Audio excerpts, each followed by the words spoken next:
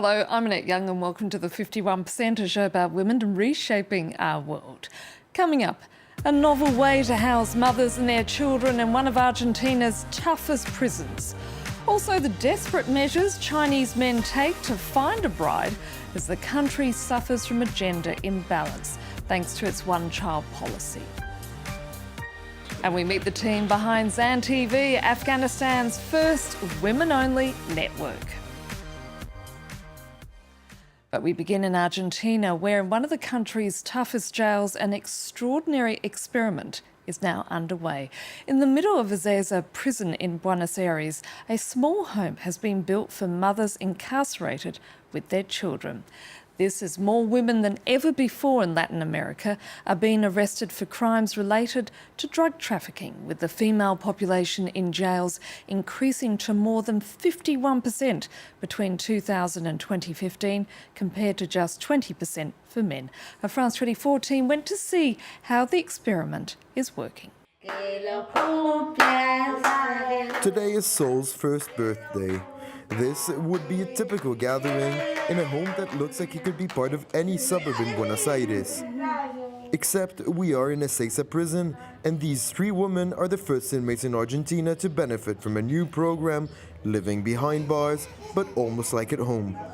In Argentina, prisoner mothers can live with their children until they're 4 years old.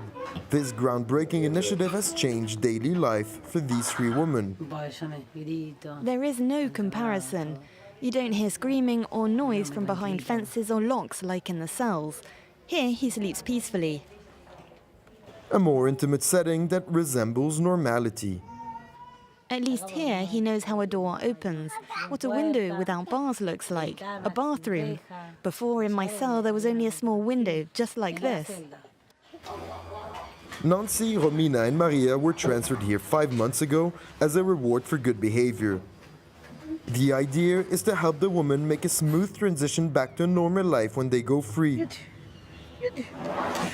The house drastically improves the lives of the children within the prison and facilitates the reinsertion of mothers.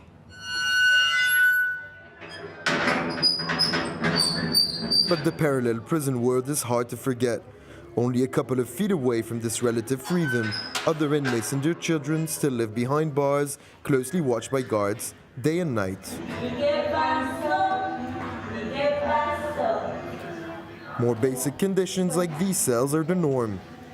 2-year-old Alma was born in prison. She doesn't know the outside world. For her, prison is normal. She has been outside sometimes, and in the street, she's a bit afraid.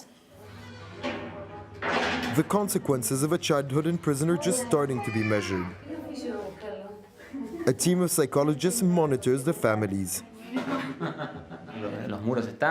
Of course, the walls, the guards, the bars are present, but the house is meant to diminish this. We'll have to see when these children grow up what the result will be. The little house in the prison is a prototype for now, but there are plans to build more for some of the 1,000 mothers that live in prison across Argentina. To China now, where the country is dealing with the consequences of its one-child policy, with families favouring boys over girls. An imbalance of the sexes has emerged, with the ratio of men to women increasing significantly, to the point that millions of men now of marriageable age are desperately seeking a bride. And they will do anything to try and find a wife, even if it means buying one abroad or even kidnapping a woman, as this extract from Reporters Plus reveals. Chinese authorities have studied the problem. There are just 30 to 40 million men too many. They predict that in 5 years, 1 in 5 Chinese men will be unable to find a wife. Liu Bing got married in 2008. His wife disappeared a year later. For 5 years, he's driven across China trying to find her. We were about to open a restaurant together. One day around noon, I still hadn't seen her, so I began to worry and went to look for her. I found our car abandoned. We looked for my wife everywhere, all the way up to the mountains, for more than a week to no avail. I don't want to believe that she just left. She didn't take anything from their house, no keys, not even her ID papers, nothing. Liu Bing went to every police station, hospital and morgue in the region. He even offered an €8,000 reward, all of his savings. He believes not finding a body or even a trace of his wife means that she's a prisoner in the mountains, that she was stolen by another man. Liu Bing can no longer afford to continue the search alone. All of his hopes are pinned on this playing card, the two of spades. Packs of cards containing it are being sent around the country. 1,300 kilometers away in the city of Chuzhou on China's east coast, a small group of taxi drivers are giving out playing cards to passers-by in the street. Take these cards and pass them on. They are women who have disappeared. On each card there is the woman's face and her story, her age, the circumstances of her disappearance. You can contact us if you find a lead. In Chuzhou, but also in Canton in the south of China and in Dalian in the north, hundreds of drivers voluntarily use their taxis to distribute the cards in villages where they suspect women have been sold.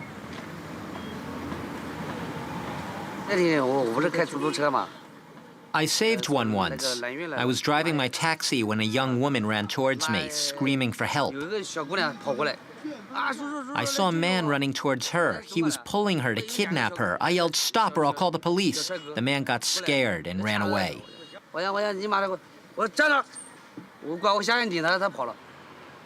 The man behind these cards is a computer scientist who became disturbed by these disappearances. Shen Hao learnt about these young women in a newspaper article. He initially created a website to track them down, before realizing that printing these cards could widen the search. Every day, Shen Hao receives anonymous messages from people who think they've spotted the Queen of Hearts or the Four of Diamonds, or from families informing him of another disappearance. He also helps the families of those missing. His 30,000 missing person notices have helped him rescue more than 20 women kidnapped by people smugglers. What are the authorities doing to crack down on human trafficking? The Minister of Public Security in Beijing and its regional offices refused to answer our questions. But eventually, Beijing sent us these images. Filmed by Chinese authorities, a policeman carrying out ID checks on a train. Others on a mission in the countryside, or this raid from December 2014 in the Yunnan region in the country's south. That day, many people smugglers were arrested, including 2 women suspected of having sold other women. These images were likely filmed for Chinese television to prove that the authorities were doing everything in their power to prevent women from being abducted. And finally, Afghan women are redrawing the media landscape in the deeply conservative country with the launch of an all-female TV network. By doing so, they're risking the anger of extremists. And if that's not enough, many are facing the disapproval of their families and friends as well. This is Zan TV, an all-women network in Afghanistan, and it's been dubbed a breakthrough for women's rights in the Asian nation. Behind these walls in central Kabul, a studio painted a screaming shade of hot pink, with a more somber approach to the backdrop for the political show. It's the first of its kind, and it's certainly a gamble. Our goal is to support women in their struggle against traditions. We're not really concerned because we know that we're moving towards progress. We have to work hard, prove ourselves, and pull our country out of this misery. Zan Television is the brainchild of this Afghan business mogul. On a shoestring budget, Hamid Samar recruited some 70 employees aged between 22 to 30. Women are in charge of editorial, but the technical team is male-dominated. And in this deeply conservative society, no subject is off the table, not even forced marriages rape, harassment, domestic violence, or virginity. All this despite disapproval from their family members. It's important to have a TV or radio station like this one to address women's issues and to defend them. Because I think women's rights are better protected by women themselves rather than by men. Zan TV may stare at an uncertain future, but for now it's at least a step in the right direction. And that's it for now. And if you'd like to comment on what you've just seen, you can head to our Facebook page, that's France24.51%, or do send us a tweet at _51%. Thanks for your feedback so far, and please do keep those comments coming in. So until our next show, bye for now.